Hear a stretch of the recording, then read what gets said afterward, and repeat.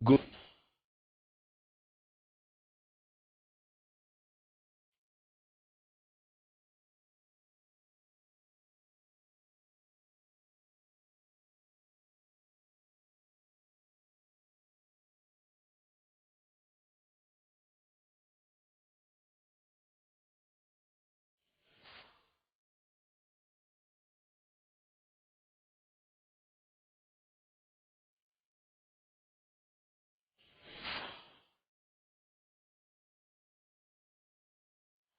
أعوذ بالله السميع العليم من الشيطان اللعين الرجيم. بسم الله الرحمن الرحيم. الحمد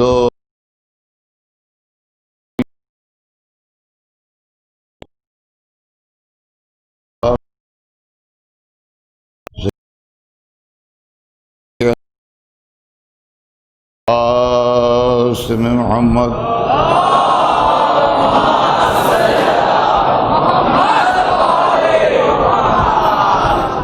وآله الطيبين الطاهرين المعصومين ولعنة الله على أعدائهم أجمعين من يومنا هذا إلى يوم الدين.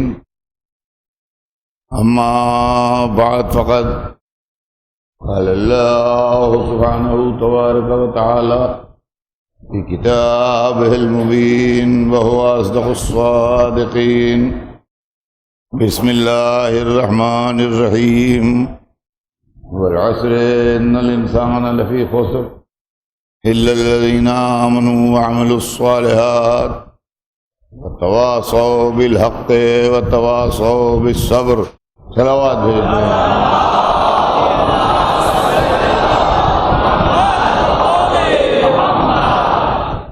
خداوند عالم قرآن مجید میں ارشاد فرما رہا ہے کہ بسم اللہ الرحمن الرحیم. عصر کی قسم، تمام انسان گھاٹے میں ہیں سوائے ان کے جو ایمان لائے اور جنہوں نے نیک عمل کیے. اور وہ لوگ جو ایک دوسرے کو حق کی اور جو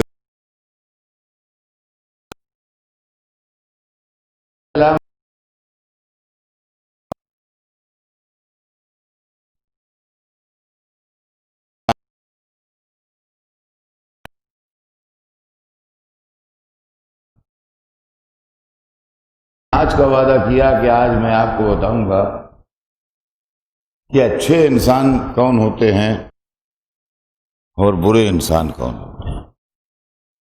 جس طریقے سے کوئی حد نہیں، پتہ نہیں کتنے دنیا میں جانور ہیں، صرف اللہ جانتا ہے، دوسرا آدمی نہیں جانتا.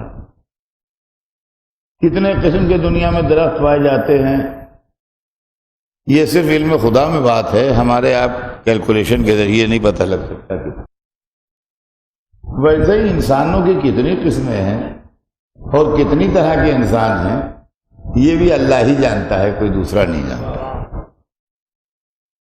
کوئی دوسرا نہیں جانتا کہ کتنے انسان ہیں. قرآن مجید نے انسانوں کی نشاندہی کی ہے اور پورا سورہ قرآن مجید میں اس سلسلے میں موجود ہے.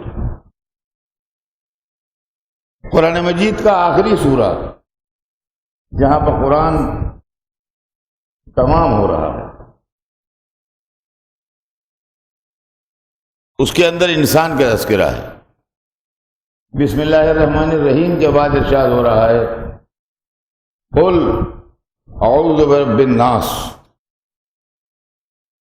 کہو کہ میں پناہ چاہتا ہوں اللہ کی پناہ میں آنا چاہتا ہوں. قل اعوذ برب الناس، انسانوں کے پالنے والے کی پناہ چاہتا ہوں. رب کی، اللہ کی پناہ چاہتا ہوں، میں اس کی پناہ میں آنا چاہتا ہوں. یعنی کچھ اتنا بڑا فساد برپا ہے اور اتنا ظلم و جور سے معاملہ چھلک رہا ہے کہ بندہ اللہ کی پناہ ڈھونڈ رہا ہے. قل کہو کہ اعوذ برب الناس، میں اللہ کی پناہ میں آنا چاہتا ہوں، اللہ کی پناہ چاہتا ہوں، ملک الناس، الہ الناس، کون؟ رب جو انسانوں کا بادشاہ ہے۔ ہماری آپ کی زبان عربی نہیں ہے، مگر میں سمجھتا ہوں اس مجمع میں بہت سے ایسے بیٹھے ہوئے ہوں گے جو جانتے ہیں کہ عربی میں بادشاہ کو ملک کہتے ہیں، عربی زبان میں کنگ کو ملک کہتے ہیں۔ ملک الناس، کون؟ رب جو انسانوں کا بادشاہ ہے۔ چلیے یہاں پر رک کے ایک منٹ یہ غور کر لیجئے کہ قرآن میں بادشاہ اللہ کو کہا گیا ہے، کوئی انسان بادشاہ نہیں ہے۔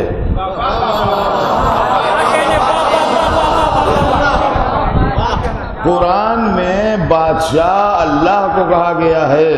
یہ قرآن آج بھی ابھی رکھا ہے مسجد میں، جس کا دل چاہے اٹھا کے دیکھ لے، ملک الناس۔ اور جس عربی داں سے، چاہے وہ مسلمان نہ بھی ہو، عربی لینگویج ہے، مذہب سے اس کا تعلق نہیں ہے، کسی کرسچین سے، کسی ایسے اسکالر سے جو عربی جانتا ہو، آپ ملک کا ترجمہ پوچھ لیجئے، ڈکشنری میں دیکھ لیجئے، انگلش عربی ڈکشنری ہوتی ہے، اس میں دیکھ لیجئے۔ ملک الناس، انسانوں کا بادشاہ ہے۔ تو معلوم ہے بادشاہت اللہ کے لیے ہے، بندوں کے لیے نہیں ہے۔ اب وہ سلاطین جو اپنے کو بادشاہ کہلواتے ہیں، یہ سنت ہے کہ بدعت ہے؟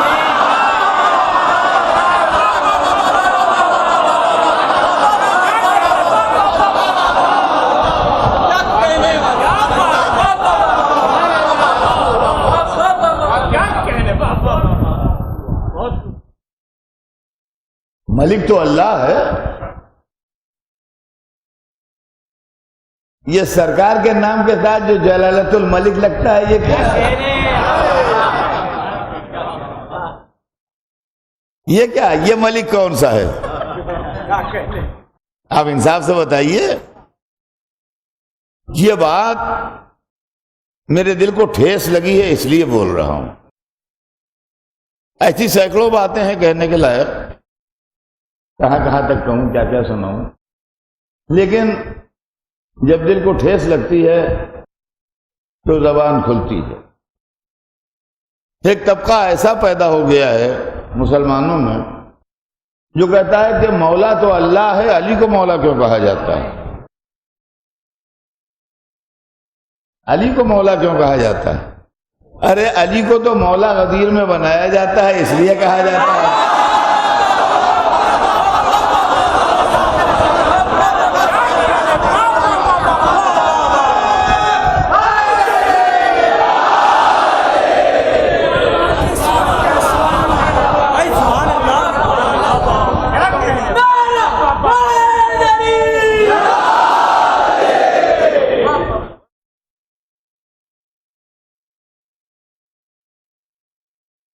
آپ کو ملک کا خطاب کہاں سے ملا؟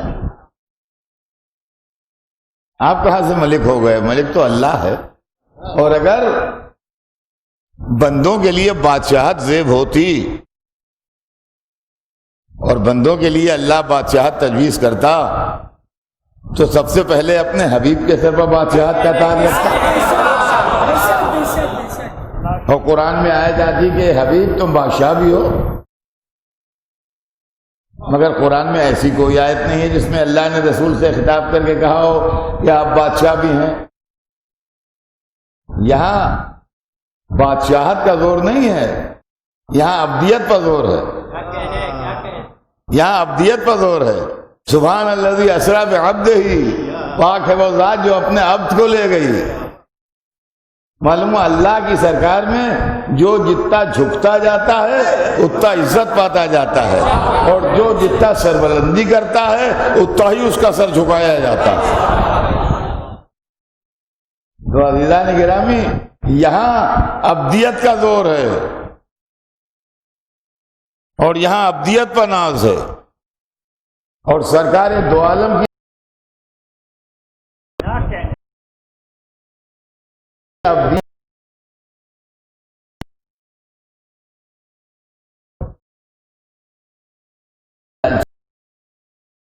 منزل حیرت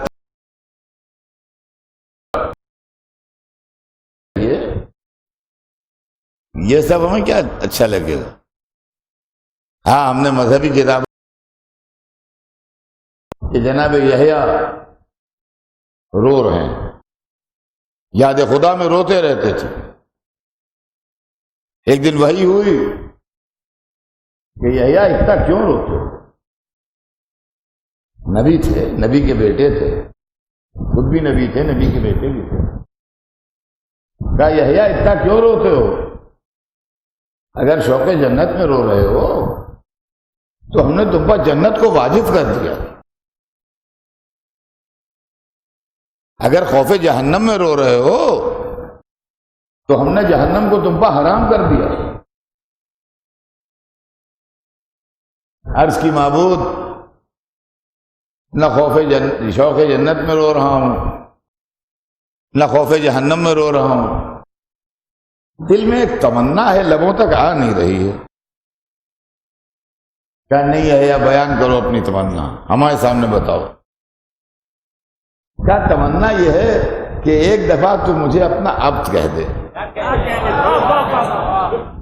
ایک دفعہ تو مجھے اپنا عبد کہہ دے، تو کہہ دے کہ یہ میرا عبد ہے۔ تو عبدیت اتنی بلند ہے کہ جناب یحییٰ جیسا نبی رو رہا ہے اور تڑپ رہا ہے کہ اللہ ایک دفعہ اسے عبد کہہ دے۔ اور عبدیت محمد اتنی بلند ہوئی کہ انہوں نے لبوں سے کچھ نہیں کہا، اللہ پکارا، سبحان الذی اسریٰ بعبدہ، پاک ہے وہ اللہ جو اپنے عبد کو لے گیا۔ اور عبدیت محمد اتنی بلند ہوئی کہ ہر نماز کے اندر، نماز میں رسول کی عبدیت کا ذکر رسالت سے پہلے ہے۔ جو مسلمان نماز پڑھتا ہے وَأَشْهَدُ أَنَّ مُحَمَّدًا عَبْدُهُ وَرَسُولُهُ، محمد اس کے عبد ہیں اور رسول ہیں۔ تو عزیزان گرامی، یہ منزل عبدیت ہے۔ مجھے جانا تو کسی اور طرف ہے، مگر اہل ولا کا مجمع ہے، اس لیے ایک بات کہتا ہوا چلوں کہ ایک بندہ اور گزرا ہے تاریخ میں جس نے اپنے لیے لفظ عبد پسند کیا، اور وہ تھے حضرت عباس۔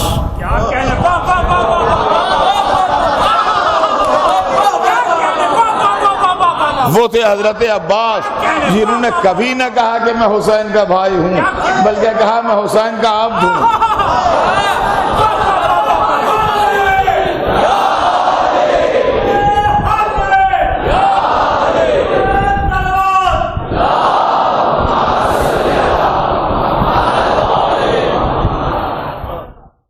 میں حسین کا عبد ہوں۔ یہ عبدیت اتنی بلند ہوئی، یہ عبدیت اتنی بلند ہوئی کہ جب دعوی عبدیت کے ساتھ قربانی دے دی، جب دعوی عبدیت کے ساتھ قربانی دے دی تو معصوم نے جو زیارت پڑھی اس کے اندر کہا اشہد انک ایھا العبد الصالح۔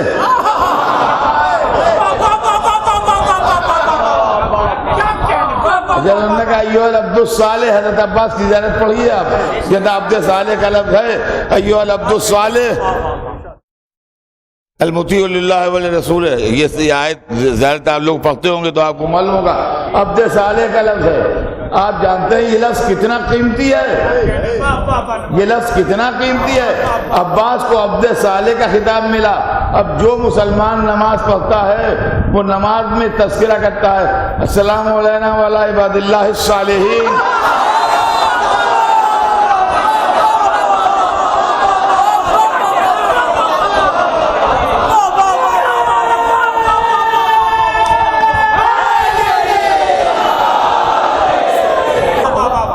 ہر مسلمان نماز میں پڑھتا ہے السلام علینا وعلی عباد اللہ الصالحین۔ اس کا مطلب یہ ہے کہ پورے گلوب کے اوپر جتنے مسلمان نماز پڑھتے ہیں ان کی نماز عباس پر سلام کرتے ہوئے تمام ہوتی ہے۔ صلوات بھیجیں محمد۔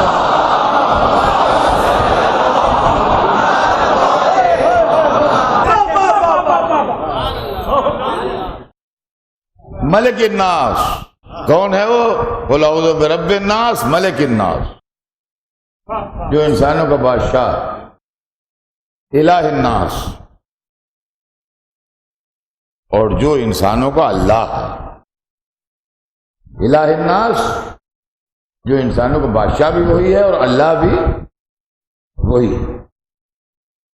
دیکھیے اس کے اندر سب جگہ انسان کا ذکر ہے، مسلمان کا بادشاہ ہے یا مسلمان کا اللہ ہے یہ سب نہیں ہے، یا عربوں کا بادشاہ ہے یا مکے والوں کا بادشاہ ہے، یہ سب کچھ نہیں۔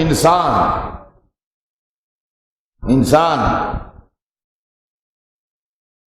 ملک الناس الہ الناس، کہے کی پناہ مانگتا ہوں، جس چیز سے چاہتا ہوں کہ اللہ کی پناہ میں آ جاؤں تاکہ بچ جاؤں اس کی آفتوں سے۔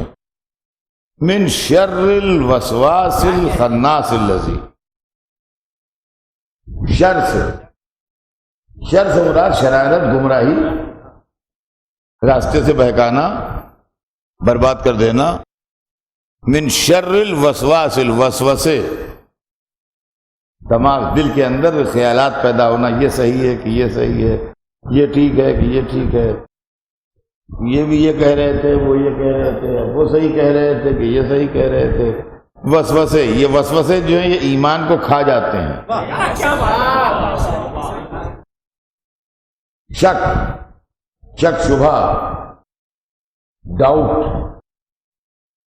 قرآن میں ہے کہ انما المؤمنون الذین آمنوا باللہ ورسولہ ثم لم یرتابوا، بس مومن وہ لوگ ہیں جو اللہ اور رسول پر ایمان لائیں پھر ان کے دل میں شک نہ آئے، یعنی یہ نہ ہو کہ یہ اللہ ہے کہ نہیں، واقعاً ہے کہ ہمیں بزرگ کہتے ہیں اس لیے ہے، یہ رسول ہیں کہ نہیں واقعاً، یا ایسے ہی ہو گیا معاملہ سب، یہ شک نہ آئے۔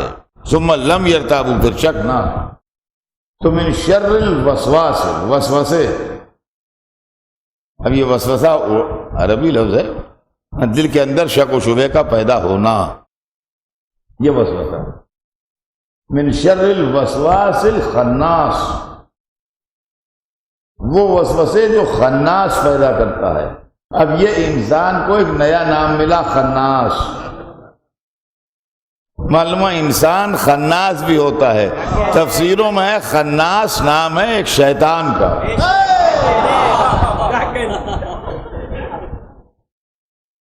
شیطان، خناس، اب اردو میں تو اس کا کوئی ٹرانسلیشن ہے نہیں، جو میں آپ کو بتاؤں، انگریزی میں کچھ ہو تو ہو، مجھے معلوم نہیں، لیکن خناس کہتے ہیں کہ شیطان کا نام ہے جو لوگوں کے دلوں میں ڈاؤٹ پیدا کرتا ہے مذہب کے متعلق، خدا رسول کے متعلق، وہ خناس ہے۔ من شر الوسواس الخناس الذی، وہ خناس یوسوس فی صدور الناس، جو انسانوں کے دلوں میں وسوسے پیدا کرتا ہے، انسانوں کے دلوں میں شک و شبہ پیدا کرتا ہے، اس کے شر سے پناہ مانگتا ہوں کہ نہ وہ مجھے لگ جائے کہ میرے دل میں بھی شک و شبہ پیدا کر دے۔ اور آخر میں یہ کہا گیا من الجنۃ والناس، یہ خناس قسم جو ہے شیطانی عمل، یہ شیطانی کیریکٹر جو ہے یہ جناتوں میں بھی ہے اور انسانوں میں بھی ہے۔ معلومہ شیطان خالی جن ہی نہیں ہوتا بلکہ انسان بھی شیطان ہوتے ہیں۔ اب آئیے میں قرآن مجید ہی سے اس کی دوسری سپورٹ کی آیت بھی پیش کروں۔ قرآن کیا کہتا ہے؟ وَلِكُلِّ نَبِيٍّ عَدُوٌّ شَيَاطِينَ الْإِنسِ وَالْجِنِّ، ہر نبی کے کچھ دشمن ہیں، وہ شیطان ہیں، ہر نبی کے کچھ شیطان دشمن ہیں، اور وہ شیطان کون ہے؟ شیاطین الانس والجن، یہ شیطان انسانوں میں بھی ہیں اور یہ شیطان جنوں میں بھی ہیں۔ اب ایک بات اور کہتا چلوں میں بچوں کے لیے کہ لوگ سمجھتے ہیں شیطان پراپر ناؤن ہے، اس لیے کہ مجلسوں میں ذکر ہوتا ہے کہ حضرت آدم کا پیکر بنا اور شیطان نے انکار کیا اور اللہ نے شیطان کو نکال دیا اور شیطان نے مہلت مانگی، اور شیطان سمجھتے ہیں کہ کوئی آدمی یا کوئی شخص ہے پراپر ناؤن ہے، کوئی تھا جس کا نام شیطان تھا۔ شیطان پراپر ناؤن نہیں ہے، شیطان صفت ہے، شیطان کیریکٹر ہے۔ اس کو مثال میں یوں دوں، ایک صاحب مجھ سے پوچھنے لگے کہ صاحب یہ کیا زبردست معاملہ ہے کہ لکھنؤ میں بھی کسی کو شیطان نے بہکا دیا اور بمبئی میں بھی شیطان نے بہکا دیا اور دہلی میں بہکا دیا اور کلکتے میں بہکا دیا اور مدراس میں بہکا دیا۔ ایک شیطان ایک وقت میں کہاں کہاں پہنچ گیا جو اس نے ہر طرف لوگوں کو بہکا دیا؟ تو شیطان کو وہ کوئی پرٹیکولر پرسانیفائی کیا انہوں نے شیطان کو کہ یہ کوئی خاص ہے، ایسا نہیں ہے۔ میں آپ کو مثال دے دوں تو سب کی سمجھ آئے گا۔ جیسے چور، تو چور کسی کا نام تھوڑی ہے، چور کسی کا نام تھوڑی ہے، جو چوری کرے وہ چور ہے۔ اب ایک ہی رات میں بمبئی میں بھی چوری ہوئی، کلکتے میں بھی چوری ہوئی، لکھنؤ میں بھی چوری ہوئی، مدراس میں بھی چوری ہوئی، بنگلور میں بھی چوری ہوئی، دہلی میں بھی چوری ہوئی۔ تو ان کا صاحب چور کہاں کہاں پہنچ گیا؟ تو چور ہر جگہ نہیں پہنچا، جہاں چوری ہوئی جس نے چوری کی وہ چور ہے۔ ایسے ہی معاملہ شیطان کا ہے کہ جو اللہ والے کی تعظیم سے انکار کرے وہ شیطان ہے۔ صلوات بھیج دیں محمد۔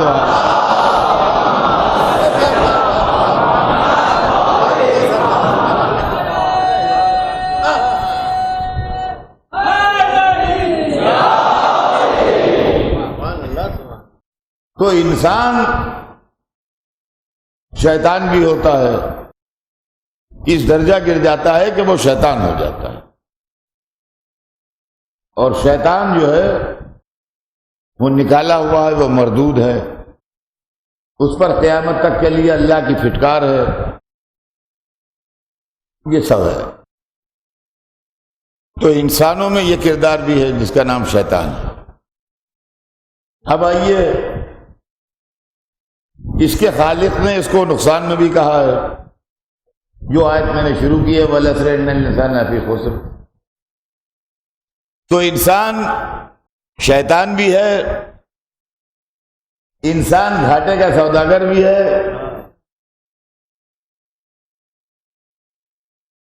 اور بتاؤں آپ کو، قرآن نے انسان کو جانور کہا ہے۔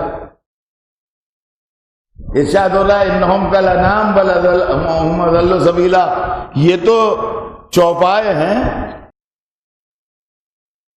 یہ چوپائے ہیں، بھیڑ بکریوں کے ریوڑ ہیں، بل اضل سبیلا، بلکہ ان سے بھی زیادہ گمراہ ہیں۔ تو چوپایوں سے بھی بدتر ہیں، جانوروں سے بھی بدتر ہیں۔ تو انسان کو چوپائے سے بھی تشبیہ دی گئی ہے، بھیڑ بکری جانوروں سے بھی تشبیہ دی گئی ہے، یہ بھی انسان ہے۔ اور سنیے، قرآن نے ان کو پتھر بھی کہا ہے۔ ایک جگہ ارشاد ہوا کہ انہم کالحجارہ بل اشد قسوہ، یہ تو پتھر ہیں، انسانوں کے لیے کہا گیا کہ یہ پتھر ہیں، بلکہ پتھر سے بھی زیادہ سخت۔ پتھر سے کبھی کبھی چشمے پھوٹ پڑتے ہیں، ان سے وہ بھی نہیں پھوٹتے۔ تو معلوم ہوا کہ انسان شیطان بھی ہے، انسان گھاٹے میں بھی ہے، انسان جانور بھی ہے، انسان پتھر بھی ہے، پتہ نہیں انسان کیا کیا ہے۔ اب اسی کے واسطے اللہ نے رہبر بھیجے تاکہ وہ اس پتھر کو، اس جانور کو، اس خناس کو، اس گھاٹے کے سوداگر کو انسان بنا کے کھڑا کر دے۔ صلوات بھیج دیں محمد۔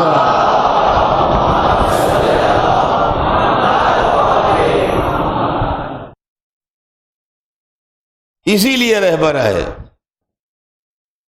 اور اسی لیے نظام حیات قائم ہوا کہ وہ اس انسان کو انسانیت میں تبدیل کر دے۔ تو آسمانی کتابیں انسانوں کے لیے آئیں، پیغمبر انسانوں کے لیے آئے، امام انسانوں کے لیے آئے، رہبران دین انسانوں کے لیے آئے، تمام ہدایت کے انتظامات انسانوں کے لیے ہوئے۔ باقی جو کچھ ہے یہ انسان کے لیے، اس کو آپ یوں سمجھ لیجئے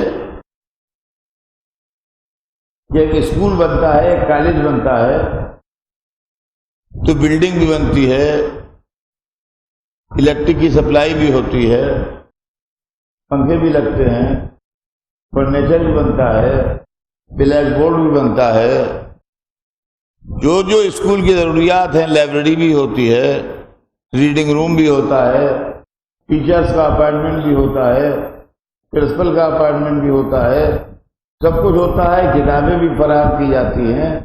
یہ کس کے لیے ہوتا ہے؟ اس کے پیچھے تھیم کیا ہے، مقصد کیا ہے؟ کہ اس کے اندر لڑکے پڑھیں اور جہالت کا اندھیرا دور ہو اور علم کی روشنی ان کے دماغوں میں پیدا ہو۔ تو مین مقصد کسی کالج یا اسکول کے بننے کا جو ہے وہ یہ ہے کہ تعلیم ہو۔ اب اس کے اندر لڑکے جو آتے ہیں وہ کئی طرح کے آتے ہیں، کچھ وہ ہیں جو دل لگا کے پڑھتے ہیں، کچھ وہ ہیں جو تھوڑا دل لگاتے ہیں، تھوڑا کھیل کود میں بھی رہتے ہیں، کچھ وہ ہیں جنہوں نے بستہ دکان پر پٹکاؤ، کھیل کود کے لیے چلے گئے، ماں باپ سے کہہ دیا اسکول ہو ہی ہے۔ عزیزان گرامی، دنیا کے مدرسے میں بھی ایسے ہی ہیں، کچھ دل لگا کے پڑھ رہے ہیں، کچھ پڑھ رہے ہیں، کچھ ناغائیں کر رہے ہیں، کچھ بالکل نہیں پڑھ رہے ہیں سب اسی اسکول کے اسٹوڈنٹ۔ اور عزیزان گرامی، یہ بھی بات سوچ لینے کی ہے، میں آپ کے دماغ کو ایک رخ کی طرف موڑنا چاہتا ہوں، باقی ڈیٹیل میں کچھ کہنے کی ضرورت نہیں ہے، آپ سمجھدار ہیں، خود ہی سمجھ لیں گے کہ اگر کسی کالج کا پرنسپل ریٹائر ہونے لگے تو کیا لڑکوں کو حق ہے کہ وہ فیصلہ کرے کہ اب اس کے بعد کون بیٹھے گا؟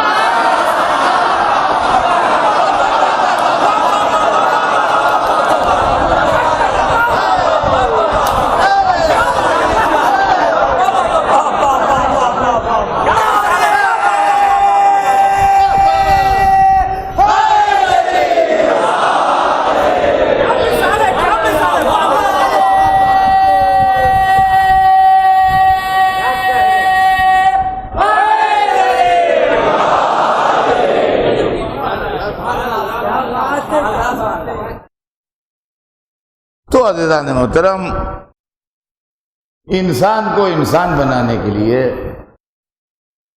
اور اس کے خیالات کو درست کرنے کے لیے مذہب آیا، سمجھ لیجیے بات۔ اور مذہب نے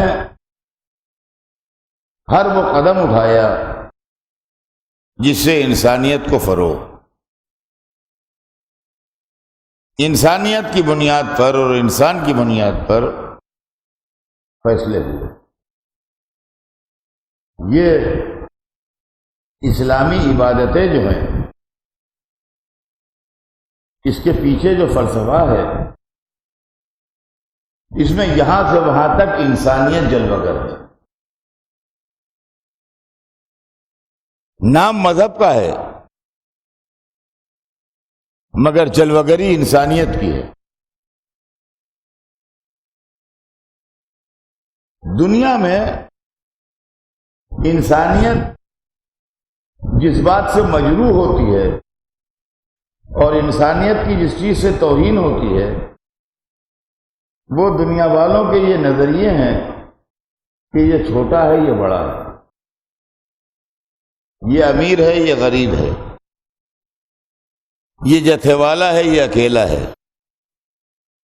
رنگ کی بنیاد پر بھی فیصلے ہوتے ہیں، یہ کالا ہے، یہ گورا ہے۔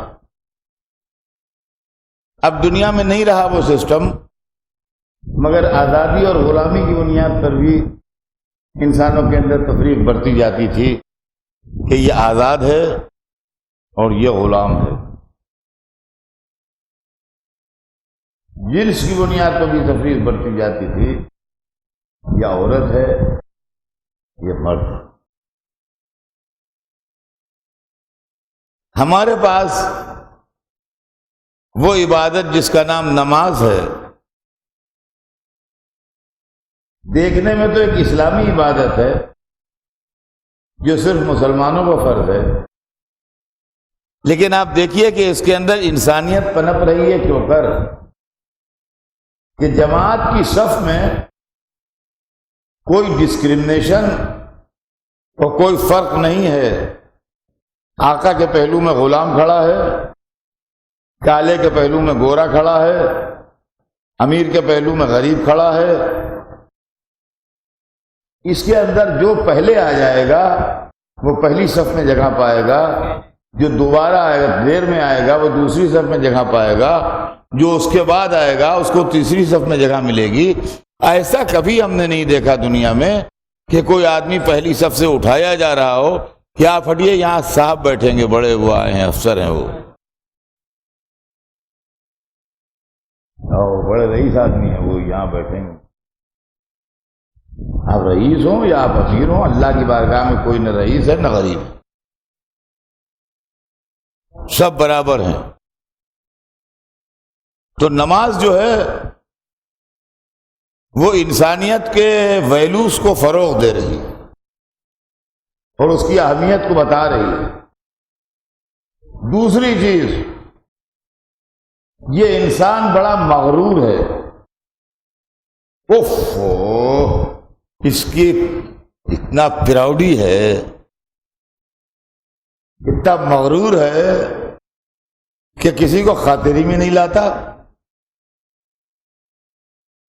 ہاتھی سب سے بڑے جثے کا خشکی کا جانور ہے،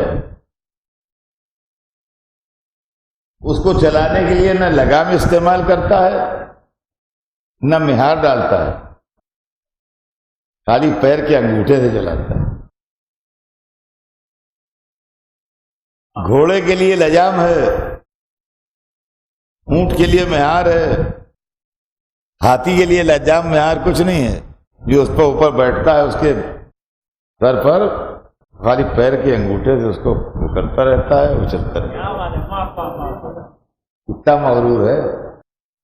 شیر جس کو دیکھ کے آدمی دہل جائے، کلیجہ پھٹ جائے، اس کو ٹرین کر لیتا ہے اور سرکس میں اس سے پیسے کماتا ہے۔ کوئی تھوڑا بہت اس کو کھلا دیتا ہے کہ مر نہ جائے، باقی اس کے ذریعے سے خوب پیسے وصولتا ہے شیر سے، سمجھے آپ؟ تو شیر کو اس نے کھلونا بنایا ہے، اس کا کھلونا ہے شیر۔ تماشے دکھاتا ہے، بچے آن کے دیکھتے ہیں، تالیاں بجاتے ہیں، خوش ہوتے ہیں، لوگ فیملی سمیت آتے ہیں اور شیر کے کرتب دے ہے کہ نہیں؟ پہاڑ اپنی عظمت اور اپنی جلالت کے ساتھ کھڑا ہے، اس کے راستے میں آیا، اس نے اس کے اندر سرنگ نکالی اور ادھر نکل گیا، پہاڑ کا کلیجہ برما کے نکل گیا۔ سمندر لاکھوں کو غرق کر دے، اس کو دشواری ہوئی اس کو عبور کرنے میں، اس نے نیچے سے ٹنل بنا لی، نکل گیا ادھر سے ادھر، برطانیہ سے فرانس پہنچا دیا، برٹش چینل عبور کر لیا۔ اتنا مغرور، اتنا سرکش، مدتوں تاروں بھری رات میں ستاروں کو دیکھ کے اور چاند کو دیکھ کے سوچتا رہا کیا ہے یہ، کیا ہے یہ، کیا ہے۔ ایک دن جو غصے میں آیا اور جست لگائی تو چاند پر ٹہل کے چلا آیا۔ ہے نا، کسی کو خاطر میں لانے والا نہیں ہے۔ کسی کی پرواہ کرنے والا نہیں ہے. طاقت عمدہ چیز ہے، بہترین چیز ہے طاقت، مگر اسی وقت تک جب تک کنٹرول میں رہے. کیا بات. طاقت اگر کنٹرول سے باہر ہو جائے تو ڈینجرس ہے، خطرناک ہے، دنیا میں بربادی پیدا کر دے گی. اللہ نے مذہب کو اس انسان کی مشین کو کنٹرول کرنے کے لیے بھیجا ہے. ہر ایک کی طاقت معین ہے. یہ جو ٹرینیں چلتی ہیں بمبئی سے کلکتے تک، گڈس ٹرین جا رہی ہے کروڑوں ٹن کا بوجھ لیے ہوئے، اس کے انجن میں ایک طاقت ہوتی ہے جو لے کے چلتا ہے. یہ جو 500 آدمیوں کو لے کے جمبو جیٹ اڑتے ہیں، فیول بھی ہے اور لگیج بھی ہے اور آدمی بھی ہیں، اور یہاں سے ڈائریکٹ نیو یارک چلے جا رہے ہیں، ان کے انجنوں کی بھی ایک طاقت ہے. جس طاقت ایک حد معین ہے ان کی، وہ سب کے اندر رہتا ہے. انسان کئی بلین ہارس پاور کا ہے کہ کئی ٹریلین ہارس پاور کا ہے، یہ کچھ معلوم ہی نہیں. اس کی طاقت کی کوئی لمٹ ہی آج تک نہیں معلوم ہوئی کہ کتنا قوی ہے. اللہ نے یہ مشین تو بنا دی، ناانصافی ہوتی اگر بریک نہ بناتا. اللہ نے اس انسان کو کنٹرول کرنے کے لیے جس بریک کو بنایا ہے اس کا نام مذہب ہے. اب سمجھے آپ، جو بریک بنایا گیا ہے اس کا نام مذہب ہے. اب یہ نماز جو ہے آپ کی، یہ در حقیقت انسان کو اس کی حقیقت یاد دلاتی ہے اور اس کو کنٹرول میں رکھتی ہے. جب آدمی سجدے میں جاتا ہے اور سر خاک پر رکھتا ہے تو اس کو یہ احساس دلاتی ہے نماز کہ تو اتنا حقیر ہے کہ تجھے سر خاک پر رکھنا چاہیے، اپنی طاقت پر گھمنڈ نہ کرنے لگنا. سمجھے آپ نماز کا فلسفہ کیا ہے؟ ایسے ہی روزہ ہے. بھوک بڑی ظالم چیز ہے، بھوک بڑی ظالم چیز ہے، لیکن رئیس کیا جانے اس کا مزہ، مالدار کیا جانے اس کا مزہ. جن کے دسترخوانوں پر یہاں سے وہاں تک کھانے چنے ہوئے ہیں، وہ کیا جانے کہ جب کچھ نہیں ہوتا کھانے کو اور بچے روتے ہیں تو آدمی کے دل پر کیا گزرتی. یہ مذہب کی بات نہیں ہے، انسانیت تڑپتی ہے اگر کسی کا بچہ بھوکا رو رہا ہے. یہ نہیں ہے کہ مسلمان کا بچہ بھوکا روئے تو انسانیت کو دکھ ہوگا اور ہندو کا بچہ رو رہا ہے تو رونے دو. نہ، انسان کا بچہ بھوکا ہے، اس کو غذا ملنا چاہیے. بیمار ہے، اس کو دوا ملنا چاہیے. اس کے بعد کپڑے نہیں ہیں، اس کو کپڑے ملنا چاہیے. تو غریبوں کو احساس تھا بھوک کا، پیاس کا، مفلسی کا، امیروں کو نہیں.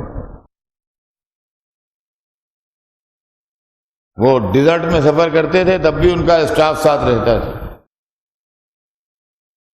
ان کے لیے ہر جگہ خیمے لگتے تھے، ان کو باورچی خانہ ساتھ چلتا تھا، ان کے کچن میں سفر میں بھی 10 طرح کے کھانے پکتے تھے. کہا اسلام نے کہا کہ یہ انسانیت کے ساتھ انصاف نہیں ہے کہ ایک کھاتا رہے ایک بلبلاتا رہے. ان کو بھی بھوک کا احساس چکھنا پڑے گا. تو کیسے چکھائیں؟ ان کا مال چھین کے چکھائیں؟ تو کسی کا مال چھین لینا بھی انصاف نہیں ہے کہ ہم نے آپ کا پورا بینک کا پورا اکاؤنٹ سیز کروا دیا طاقت سے کہ اب تم بھی فاقے کرو. یہ مذہب نہیں ہے. کیا نہیں؟ اس کو ایک عبادت کی شان سے لائیں گے تاکہ تمہیں یہ احساس بھی نہ ہو کہ تمہاری توہین ہو رہی ہے، مگر یہ پتہ چل جائے کہ غریب کی بھوک کیا ہوتی ہے۔ ذرا سنیے آپ، یہ اسلامی عبادتوں کی حکمت کیا ہے۔ 1 مہینے روزے رکھوائے، اور وہ بھی چاند کے کیلنڈر سے، سورج کے کیلنڈر سے نہیں۔ چاند کا کیلنڈر گھومتا ہے،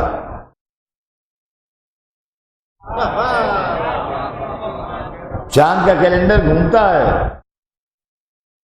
کبھی رمضان جنوری میں ہے تو کبھی جون میں ہے، کبھی بھری برسات میں ہے، کبھی موسم خزاں میں ہے۔ مختلف موسموں میں مہینہ بھر بھوکے رہ کے احساس کرو کہ غریب کی بھوک کیا ہے۔ اور عزیزان گرامی، یہ بھی سن لیجئے کہ اس کے اندر ایک بہت بڑا معاملہ اور بھی ہے، اور وہ یہ ہے کہ جب یہ مہینہ تمام ہونے لگتا ہے تو اس وقت ہر مسلمان پر فطرہ واجب ہو جاتا ہے۔ فطرہ جو ہے وہ ایک ٹوکن اماؤنٹ ہے، بہت چھوٹا سا اماؤنٹ ہوتا ہے، ہزاروں لاکھوں میں نہیں ہوتا۔ آج کل بھی جیسے بھی ریٹ ہے، مگر بہت چھوٹا سا اماؤنٹ کا۔ یہ شب عید، یہ نماز عید سے پہلے سویرے نکال دو۔ اس کے اندر ایک مصلحت تو یہ ہے کہ غریبوں کی عید ہو جائے،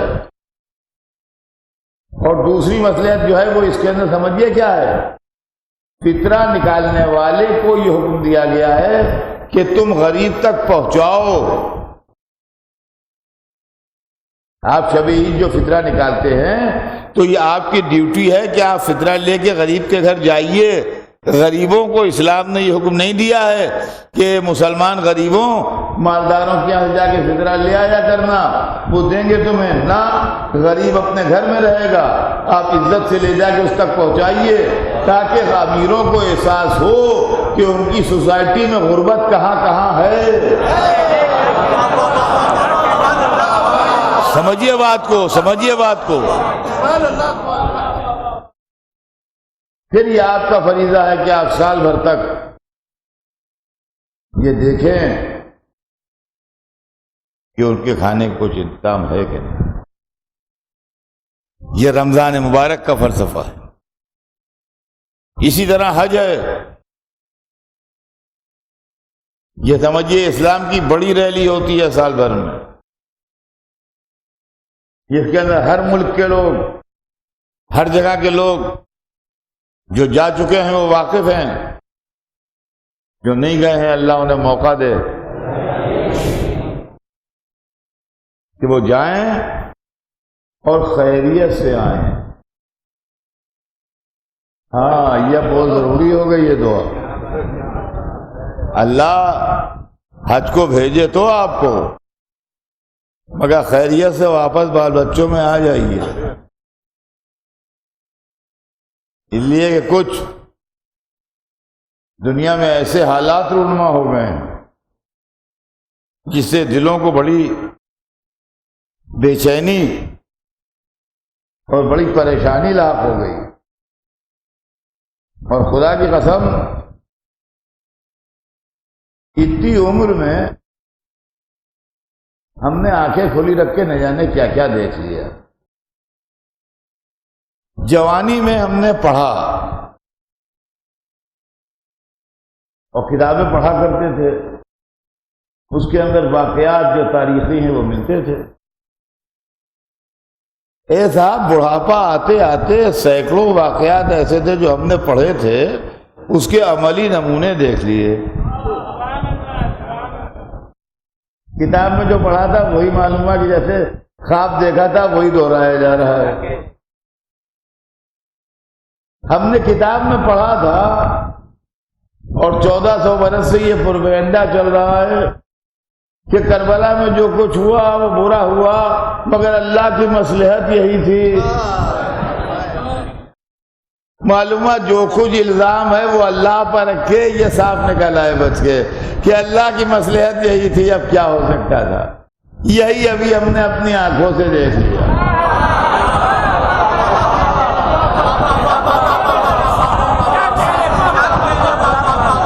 یہی آنکھوں سے دیکھ لیا کہ سانحہ تعزیت کے بدلے مفتی صاحب کا فیصلہ آ گیا کہ اللہ کی مصلحت ہی یہی تھی، ہم سے کیا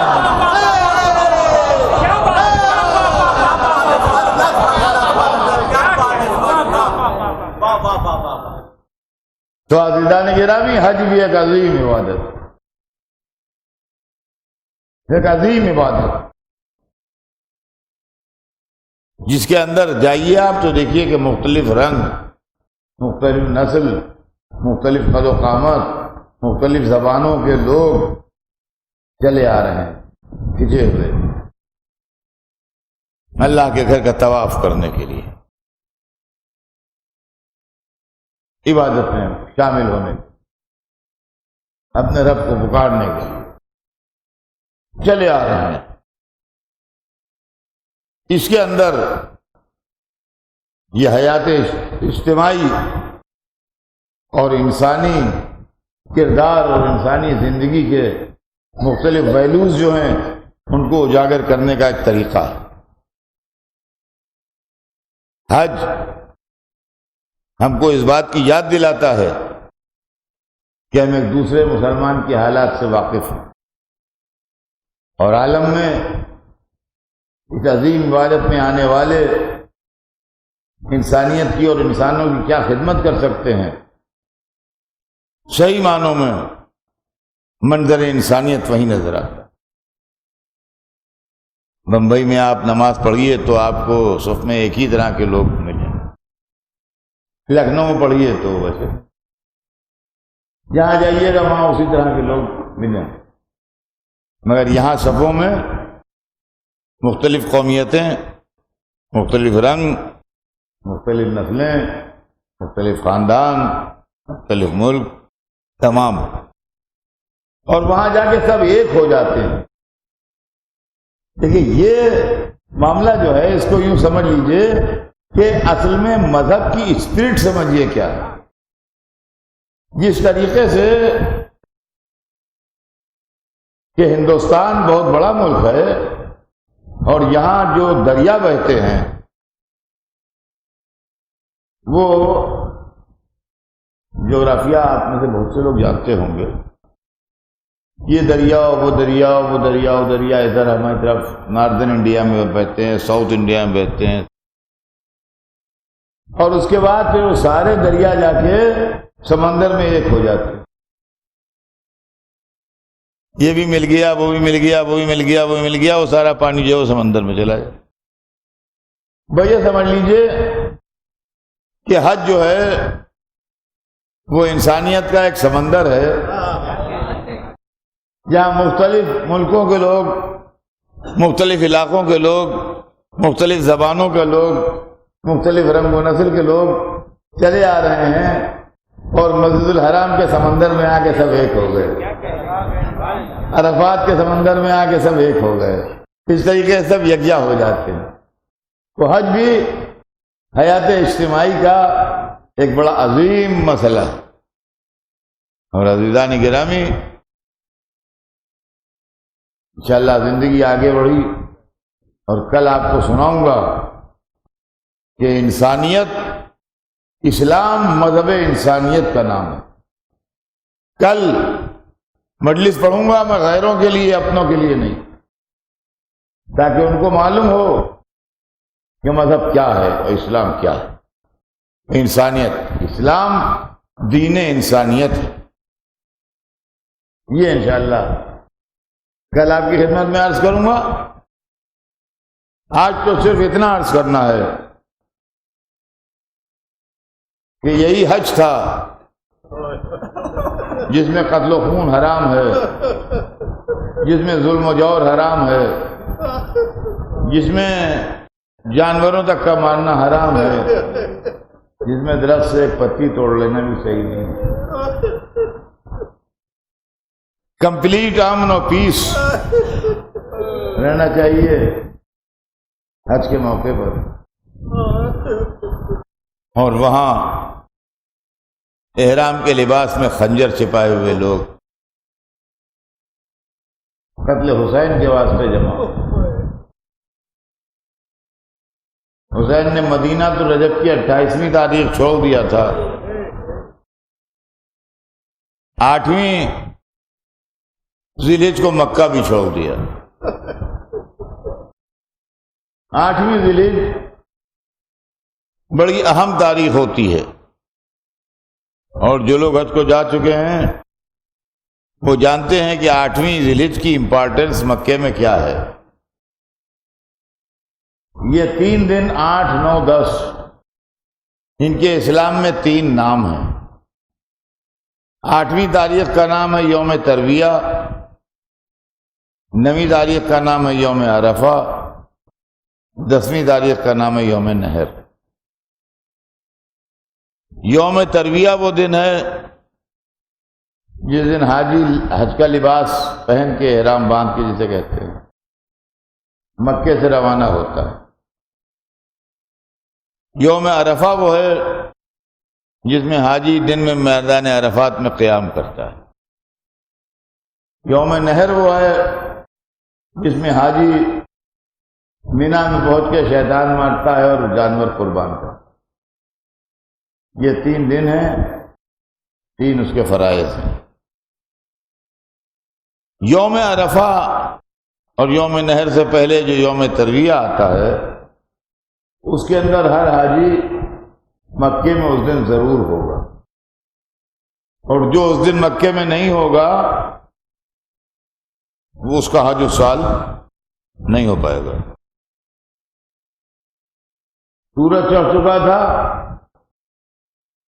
باب ابراہیم پر ہلچل ہوئی اور لوگوں نے دیکھا کہ حسین دوہرے انسانی حلقے میں باب ابراہیم میں داخل ہو رہے ہیں۔ حسین کو ان کے خاندان والے حلقے میں لیے ہیں، اور ان کے خاندان والوں کو حسین کے چاہنے والے حلقے میں لیے،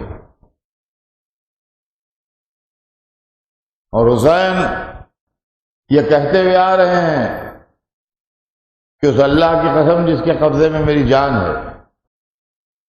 میں اپنے حج کو عمرے سے اس لیے بدل رہا ہوں کہ یہاں میرے قاتل آ گئے ہیں لباس احرام پہن۔ میں اگر مکے سے ایک بالش نکل کے باہر قتل کر دیا جاؤں تو مجھے گوارا ہے، مجھے یہ گوارا نہیں ہے کہ حدود مکہ کے ایک بالش کے اندر قتل ہوں تاکہ زمین کی حرمت ضائع ہو۔ یہ کہتے ہوئے حسین آئے ہیں طواف کرنے، اپنے حج کو عمرے سے بدل کے۔ عزیزان گرامی، یہ دوہرے انسانی حلقے میں 8ویں ذی الحجہ سن 60 ہجری کو آنے والا ٹھیک 1 مہینہ 2 دن کے بعد 10ویں محرم سن 61 ہجری کو کربلا کے میدان میں اکیلا کھڑا،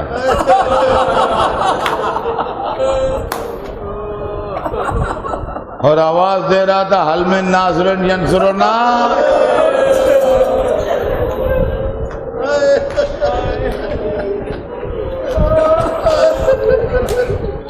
ہے کوئی میرا مددگار جو میری مدد کرے؟ ہے کوئی میرا ناصر جو میری نصرت کرے؟ تاریخ بتاتی ہے یہ قافلہ نکلا، یہ قافلہ چلتا رہا، راستے میں حر کا لشکر ملا، حر کے پیاسے لشکر کو پانی پلایا، آگے بڑھے۔ آج 2 محرم کو کربلا کی زمین پر پہنچ گئے۔ کربلا کی زمین پر حسین پہنچ گئے۔ پہلے نہر پر خیمے لگانا چاہے مگر دشمن نے منع کیا حسین نے خیمے ہٹوا لیے، خیمے ریتی پر دور نصب ہوئے۔ اب تاریخیں گزرتی گئیں، کربلا آباد ہو گئی، ہمیشہ کے لیے آباد ہو گئی۔ مدینے میں فاطمہ کا گھر ویران ہو گیا۔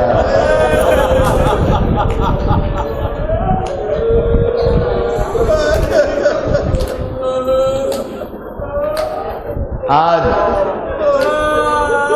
دوسری محرم حسین کے خیمے کربلا میں لگ چکے ہیں۔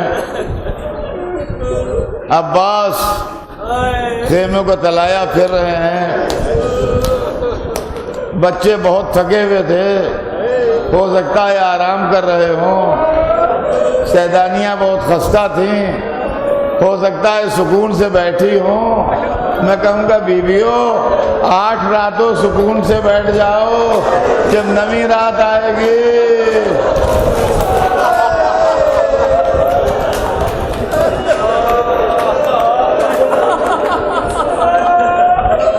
عزیزان گرامی،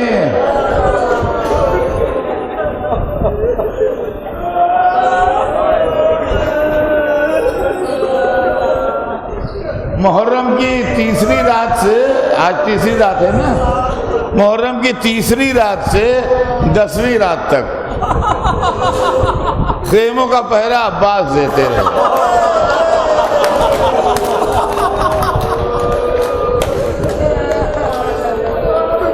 اور 10ویں دن جب خیمے جل گئے تو جلی قناتوں کا پہرا زینب دے رہی تھی۔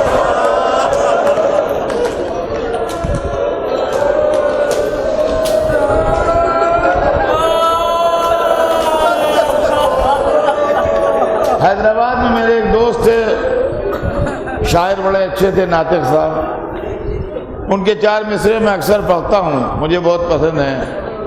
وہ کہتے ہیں کہ دور ہے اب دستگاہ جور و استبداد سے، اٹھ نہیں سکتا ہے شور نالو فریاد سے۔ 9 شبیں جاگا ہوا تھا پاسبان اہل بیت،